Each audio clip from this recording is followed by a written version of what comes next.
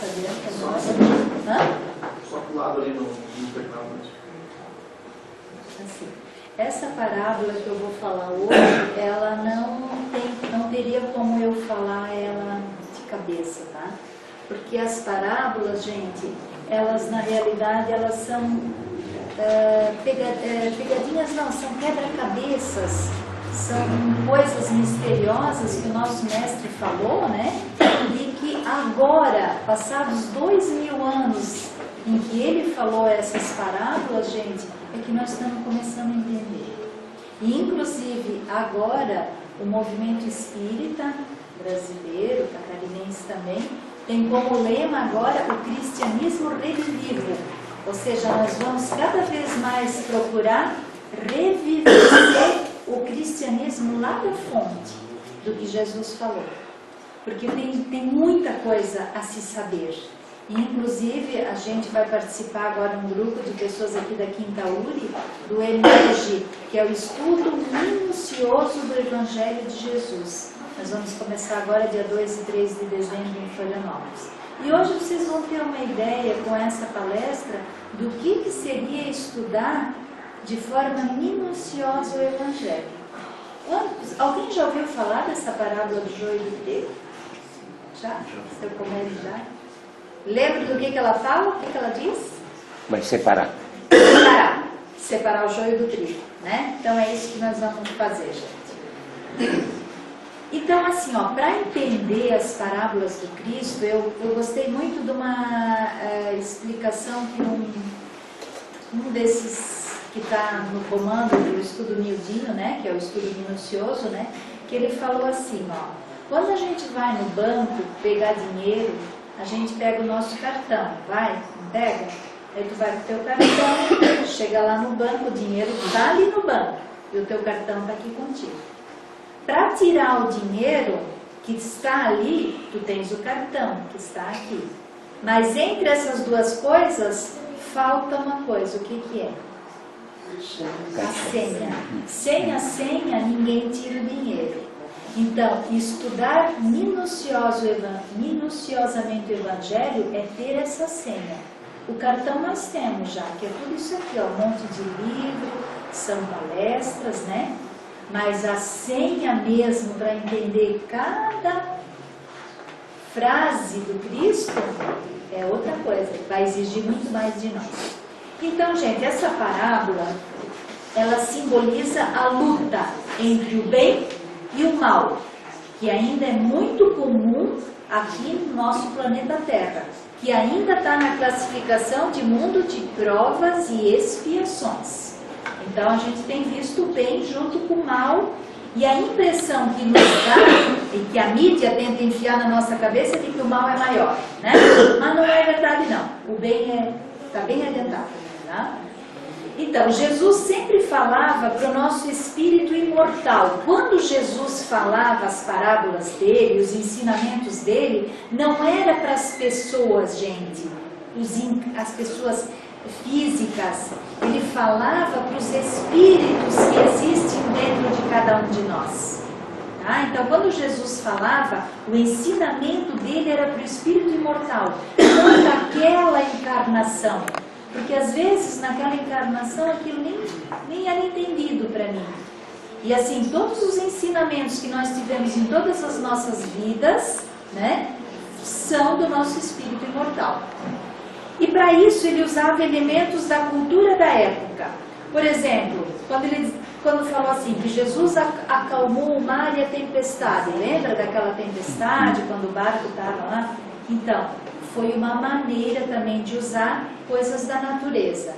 Quando ele falou lá do grão de mostarda, se a nossa fé for igual ao tamanho de um grão de mostarda.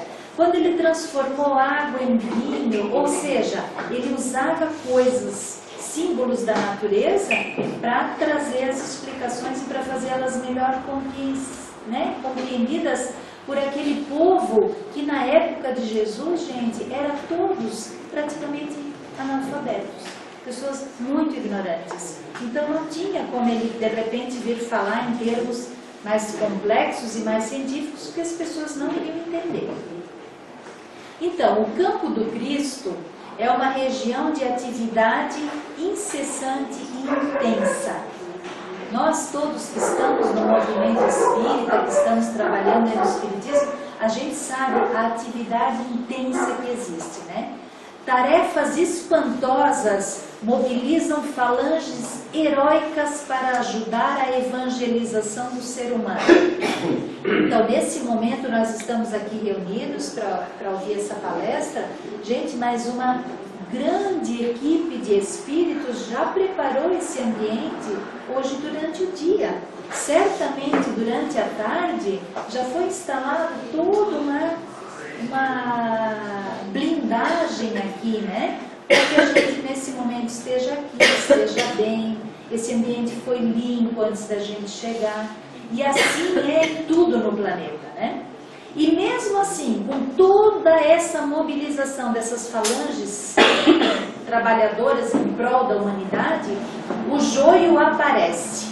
Joio é aquela erva daninha, é aquela erva má que não deveria surgir. E a nossa primeira preocupação, quando a gente sabe que existe joio, é saber quem é o culpado, né? Nós somos tipo assim, nós queremos resolver as situações, saber quem é culpado. E não é por aí, tá? O primeiro impulso dos seres humanos é arrancar o joio, logo. Ah, está crescendo erva daninha? Vamos arrancar. Quando acontece no nosso jardim, a gente não faz isso? A gente vai lá com uma faca e arranca o capim que a gente não quer que cresça. Na seara do mestre é diferente, tá? Não cabe a nós fazer essa tarefa. Jesus disse não, pois corre-se o risco de desenraizar o trigo. Então vamos deixar o joio crescer junto, porque se a gente for arrancar o joio, vai arrancar o trigo junto. E o trigo é bom. Emmanuel nos diz que Jesus quis demonstrar com isso a tolerância celeste nos quadros educativos da vida, que tolera o erro e vigia o crescimento. Então Deus, Jesus, né? Jesus, o representante direto, ele está acompanhando esse crescimento, né? E deixa crescer os dois juntos. Tanto o joio quanto o trigo, se formos comparar então com os seres humanos, são filhos de Deus. O joio está tendo a chance dele, mas não está fazendo certo, né? Às vezes, na intenção de construir, nós resolvemos ser arrancadores de joio, ou seja, a gente se põe na posição de tropa de elite de Jesus. E não é essa a nossa função, gente. Mas depois disso não fica nem joio nem trigo, e por isso que Jesus diz nessa parábola, deixai crescer juntos. Então vamos ver agora o texto evangélico como ele diz, como ele está na Bíblia. Propôs-lhes Jesus outra parábola dizendo, o reino dos céus é semelhante ao homem que semeia boa semente no seu campo. Mas, dormindo os homens, esse dormindo ali tem uma grande significação, veio seu inimigo. Quem é esse inimigo? Semeou o joio no meio do trigo e retirou-se. E quando a erva cresceu e frutificou, apareceu também o joio. E os servos do Senhor se propuseram a arrancar isso. Por que tem então joio? Perguntaram eles. E ele lhes disse, um inimigo é quem fez isso. E os servos lhes disseram, queres, pois, que vamos arrancá-lo? Porém ele lhes disse, não, para que ao colher o joio não arranqueis também do trigo com ele. Deixai crescer ambos juntos até a ceifa. E por ocasião da ceifa, eu direi aos ceifadores o que tem que fazer, né? Então, vamos ver agora, vamos esmiuçar essa parábola. Quando Jesus falou campo, ele quis dizer que somos nós, a humanidade. Sempre que Jesus fala em campo, ele está se referindo à humanidade. Tá? O semeador é Jesus, que é o nosso orientador maior, é o nosso agricultor divino. A semente de trigo é o evangelho de luz e de amor que nos fornece os meios para que a gente se liberte das nossas imperfeições. essa semente, assim como a parábola do semeador, ela está caindo o tempo inteiro na nossa cabeça, todo dia. Seja na nossa família, seja no nosso trabalho, seja no cotidiano das coisas que estão nos acontecendo. E nesse caso aqui para nós, a semente principal, ela vem através disso aqui, que é o principal. Só que isso aqui nós temos muita dificuldade de entender. Então, graças a uma equipe benevolente de espíritos lá em 1850, que ajudou o Kardec a fazer isso aqui.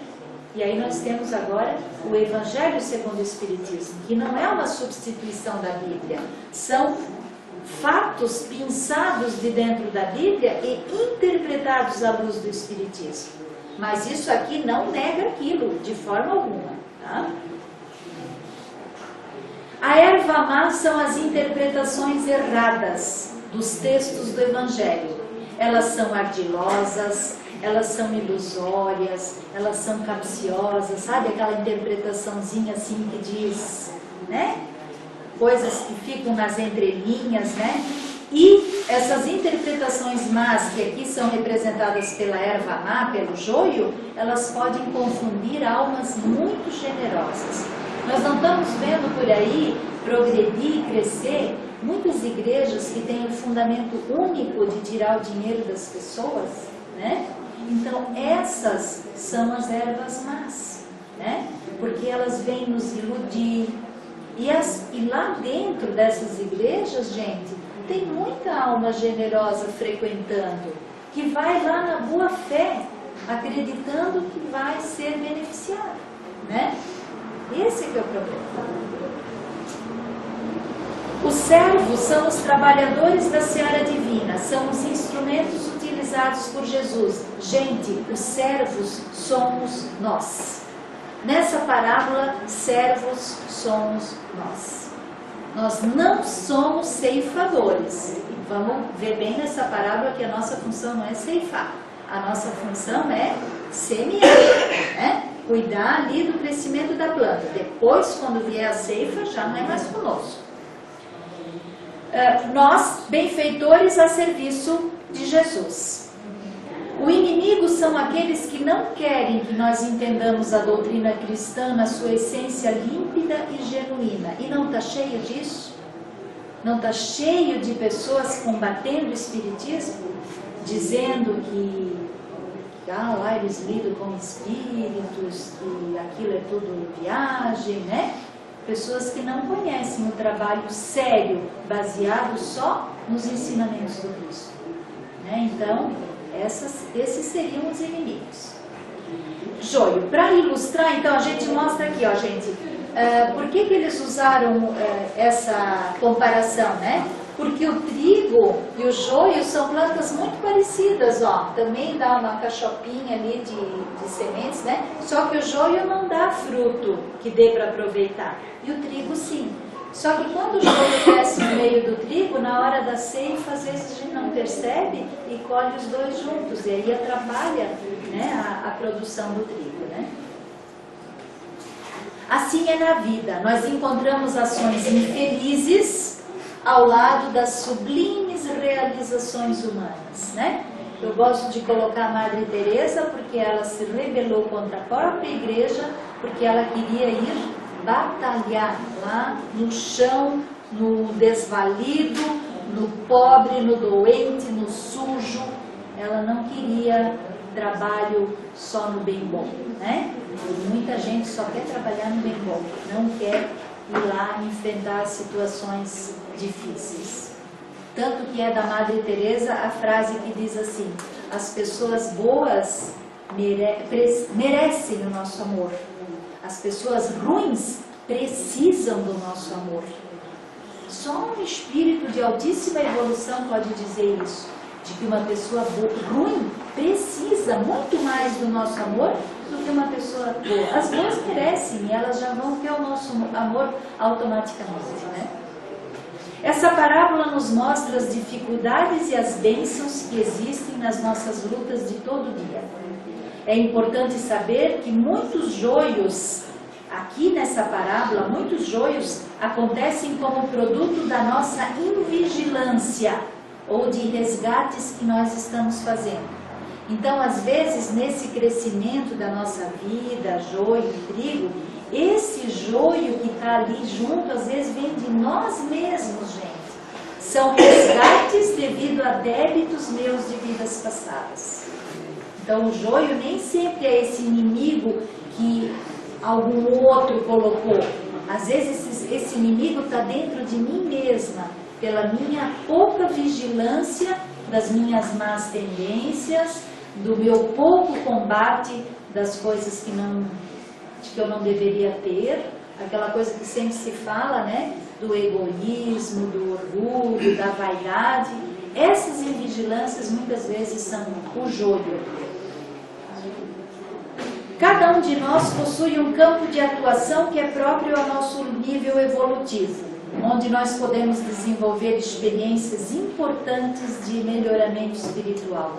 Cada um de nós hoje à noite aqui, gente, tem um campo de atuação. Não precisa ser dentro do espiritismo. É dentro do seu lar, é dentro do seu trabalho, é ali na sua vizinhança, é com aquele parente difícil, é com aquele filho que nós temos dificuldade. Esse é o campo de atuação que cada um tem.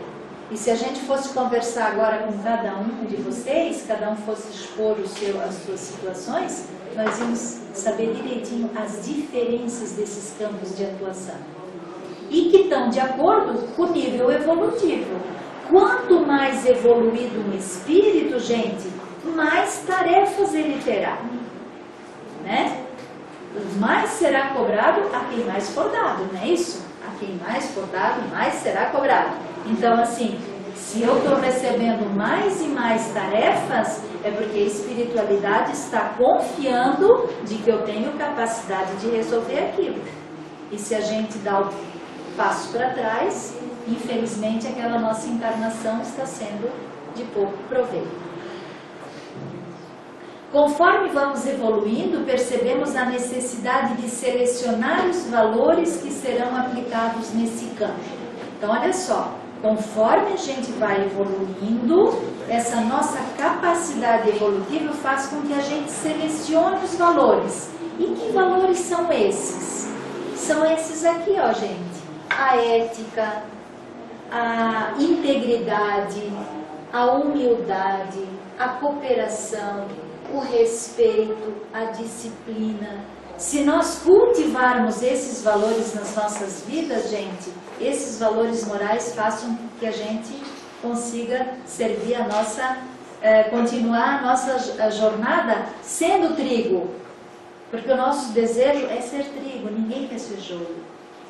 Né? Mas será que nós já temos condições de dizer eu sou trigo? Ou será que a gente ainda é joio? Lembra da história da semente, da parábola do semeador? Aquela plantinha que cresce no meio dos espinhos? Né? Muitos. Nessa parábola eu identifico nós espíritas, gente. Nós já somos uma planta que pegou raiz, que cresceu, mas que quer produzir fruto e não pode por quê? Está cheio de espinho ao redor. E que espinhos são esses? Espinhos que nós mesmos criamos. Os prazeres da vida mundana, né? O próprio egoísmo, a própria vaidade, que não deixa com que aquela planta se expanda e produza frutos. Aqui é a mesma coisa, né? Enquanto a gente não desenvolver esses valores morais ao máximo, nós vamos continuar sendo um joiozinho, né? Na lavoura de Jesus tem um infinito potencial de realizações, com faixas de terra excelentes e muitas áreas ainda necessitadas de corretivo e de proteção.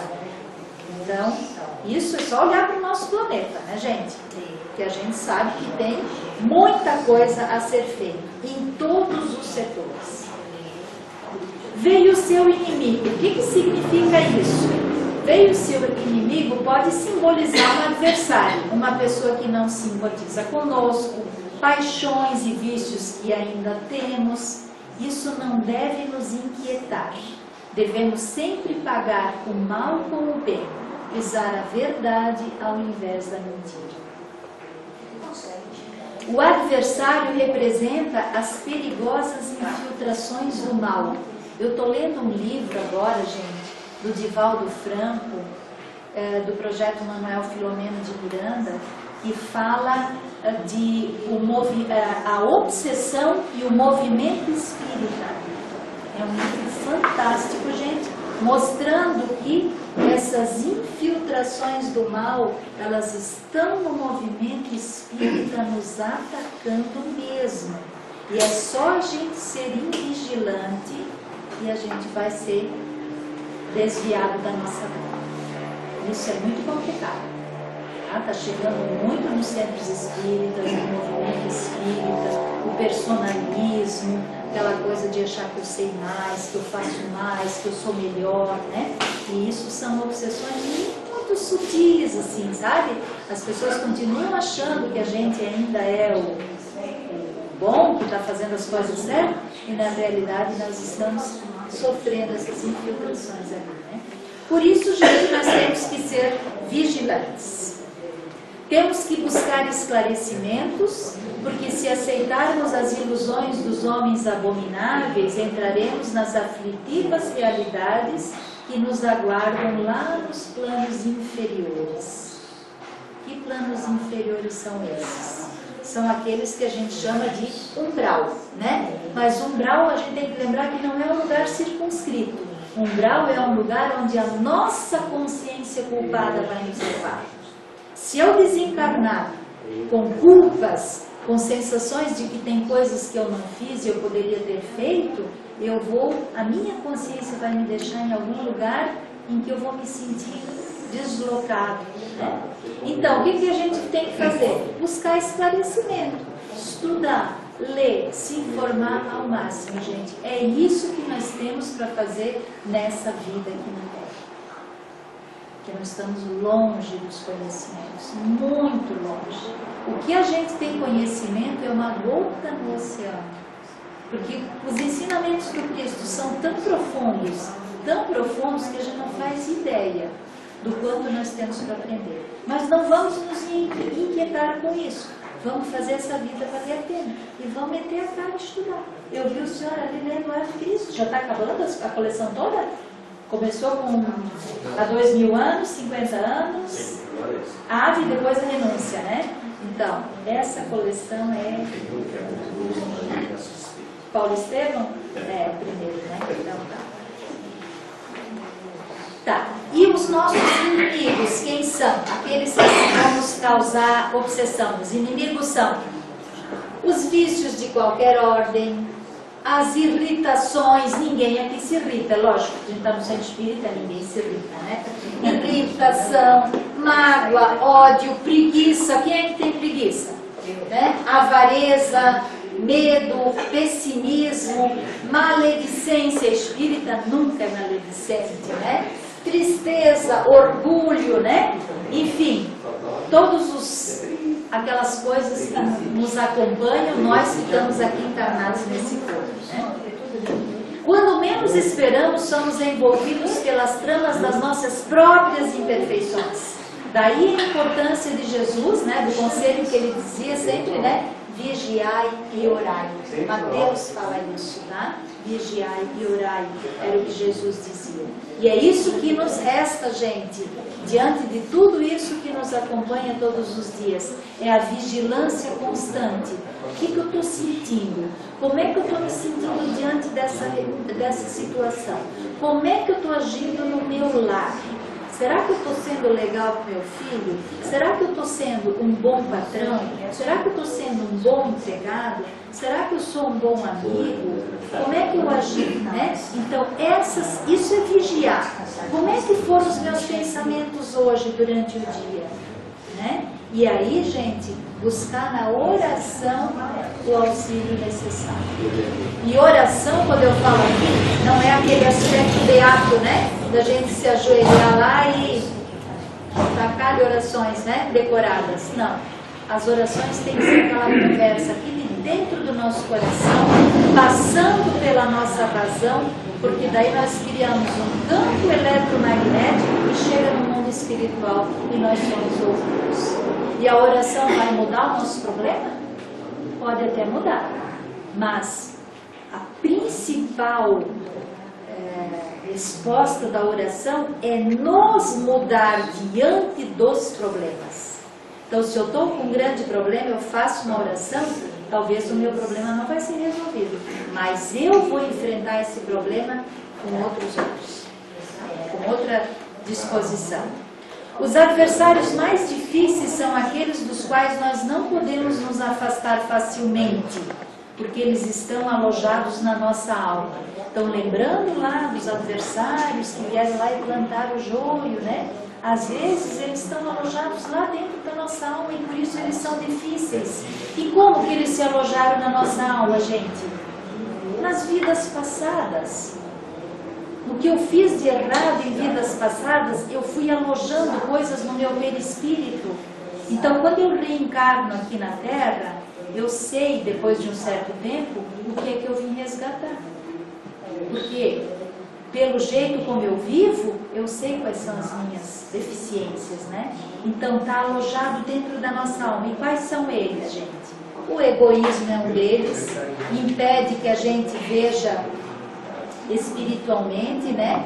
E a gente acaba não vendo a necessidade dos outros, porque é só eu. Tudo para mim. Esse egoísmo é a fonte de todos os outros problemas que nos impedem de ver. E mais, o orgulho não nos deixa acolher a luz do entendimento. Eu já sei tudo. Eu já li a codificação espírita toda. Codificação espírita não se lê, codificação espírita se estuda a vida inteira. Divaldo Franco tem 90 anos e lê o livro dos espíritos, lê a codificação sem parar, há mais de 70 anos. E nós aqui vamos dizer que não precisamos, porque eu já sei. Então, assim, o orgulho não nos deixa acolher a luz do entendimento. Quando eu só sou um gatinho e olho no espelho e vejo um leão, né? Não é assim que tem que ser. Para autoestima, às vezes até é bom, né?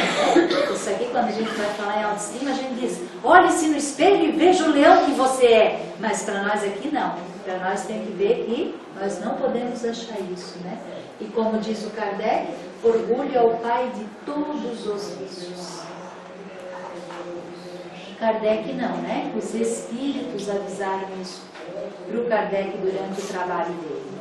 A vaidade, na qual nós superestimamos o nosso próprio valor, isso é muito fácil, e como disseram os espíritos, né, para nos fazer cair no erro, o melhor de tudo é incentivar alguém a nos elogiar. Puxa, mas tu é legal, mas tu é isso, tu é aquilo. Eu vou ficando vaidoso, e aí pronto. Aí eu já tive uma queda, né, no meu padrão de frequência vibracional. O desânimo que nos leva à inércia, né? Todo mundo passa por isso aqui, por desânimo, mas não podemos deixar nos levar à inércia, né, gente? Vamos reagir, vamos buscar ajuda. Tem sempre alguém próximo de nós para nos dar apoio. A intemperança mental que nos deixa indisciplinados. E o que é intemperança mental? Eu não consegui manter o equilíbrio, né, dos meus pensamentos, das minhas reações no dia a dia, né? Isso deixa a gente muito indisciplinado. O medo de sofrer, que impede as melhores oportunidades de progresso. Às vezes, pelo medo de ter um revés na vida, a gente nem faz aquilo, com medo de sofrer, né? Mas eu prefiro sofrer, mas ter certeza de que eu tentei, né? Temos que estar atentos porque as investidas do mal, tanto as alheias quanto as próprias, elas não marcam hora, elas surgem subitamente. O joio pode ser semeado quando estivermos desatentos. Isso que fala dormindo na parábola. Quando Jesus fala do dormindo, ele quer dizer que às vezes a gente está desatento. E aí é nessa hora que às vezes surgem as obsessões. Quando Jesus recomendou que se deixasse crescer o joio com o trigo, ele demonstrou essa sublime tolerância no quadro das experiências da vida. Essa tolerância de Jesus, ela é tão grande que, como diz o Haroldo Dutra, ela até nos constrange. O mestre permite oportunidades de crescimento e assim o mestre permite o próprio mal, que se origina nas paixões menos dignas e é pacientemente examinado por seu infinito amor sem ser imediatamente destruído. Deus também está de olho nesse joio que está aqui. É um filho de Deus se nós compararmos isso com a humanidade, né? Então, deixa crescer junto. Esse joio aqui também está tentando fazer a sua tarefa, mas não está dando conta. O joio não cresce porque houve um relaxamento do lavrador divino, mas sim porque o otimismo do semeador celeste nunca perde a esperança na vitória final do bem. E, gente, tem uma coisa que é um determinismo. Todos nós vamos evoluir. Não tem quem vai ficar para trás. Como Jesus disse, nenhuma das minhas ovelhas se perderá. Para alguns vai demorar mais, vai ser mais difícil. Alguns não vão fazer essa trajetória de evolução toda aqui na Terra, no planeta Terra. Vão ter que completar em outro planeta. Assim como certamente nós, gente, já viemos de outro planeta. Já não demos certo lá no outro planeta e viemos tentar aqui na Terra, né? Embora empenhados no bem, é comum termos que enfrentar padrões menos edificantes da nossa própria personalidade, que surgem no caminho como poderosos adversários. Quem sabe exatamente o que se passa dentro da sua própria cabeça? Quem pode dizer assim, eu me conheço bem? Alguém aqui? Eu não. Eu ainda não me conheço, né? Eu gostaria de saber, mas às vezes eu me surpreendo até comigo, com os meus pensamentos, com sentimentos que eu não deveria estar sentindo, com emoções que eu não deveria estar sentindo. Por quê? Tem uma incógnita aqui dentro, né? O texto de Mateus diz que após a semeadura do joio, o inimigo se retirou. É porque o mal opera às escondidas, se nós formos invigilantes. Tudo que semearmos, nós vamos colher. Então, cuidemos com os nossos pensamentos, com as nossas palavras, com os nossos gestos, com as nossas ações. Porque nem sempre nós percebemos a presença do mal. E o mal caminha ao lado do bem justamente para que a gente possa exercitar a capacidade de discernir o bem do mal. Imagina se tudo no planeta já fosse bem, né? Isso nós seremos daqui a alguns milhares de anos, quando formos um planeta ditoso ou feliz, né? Mas por enquanto a gente sabe o que é bem, porque a gente tem a comparação de saber o que é mal. A terra imensa do Cristo precisa de trabalhadores devotados que não demonstrem predileções pessoais por áreas de serviço ou tipos de tarefas. Aí vamos lembrar lá da Madre Teresa. Ela não tinha predileção pessoal. Eu quero trabalhar em tal setor, eu quero fazer tal tarefa. Não, o que viesse, ela topava. Fosse onde fosse, a pessoa suja, a pessoa doente, machucada lá nos lugares horríveis da Índia, a Madre Teresa estava lá. Diariamente apresentam-se para o Senhor muitos operários, mas os verdadeiros servidores são raros. A maioria não passa do cultivo de certas flores. Quem que não gosta de cultivar flores? Mas recuam diante de pântanos desprezados, temem os desertos e se espantam diante da imensidão de trabalhos difíceis, né? Nós só queremos fazer coisa boa, né? A gente não quer ir lá, né, onde é mais complicado, onde vai exigir mais doação de nós. Aí vem a ceifa. A ceifa representa o momento final da produção agrícola. No plano individual representa o momento em que colhemos o que cultivamos. No início Jesus falou em servos, e eu falei para vocês que servos somos nós, né? E depois ele falou em ceifeiros, agora já é outra coisa. O plantio pode ser feito por qualquer um de nós, os servos, mas a ceifa será feita por tarefeiros sintonizados com as fontes do eterno bem, ou seja, os ceifeiros. Então, esses ceifeiros que vão fazer a separação do joio e do trigo, gente, são espíritos da equipe de Jesus. Porque Jesus não trabalha sozinho. Jesus trabalha com uma equipe de espíritos, né? E esses vão ser os ceifeiros. Então, quando chega a ceifa, é necessário eliminar o joio em molhos, né? É uma ação ativa daí, né?